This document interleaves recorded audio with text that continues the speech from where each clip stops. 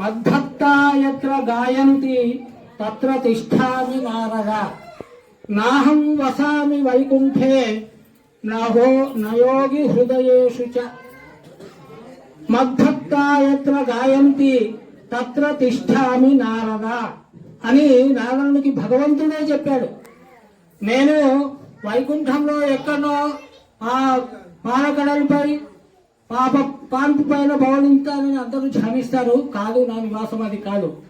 లేదు, ఎల్లప్పుడూ మనస్సులో యోగముద్ర ధరించి ప్రాణాయామ పరాయణులై నన్ను కీర్తించేటువంటి వాళ్ళ హృదయాల్లో కూడా ఉంటానని అనుకోకు.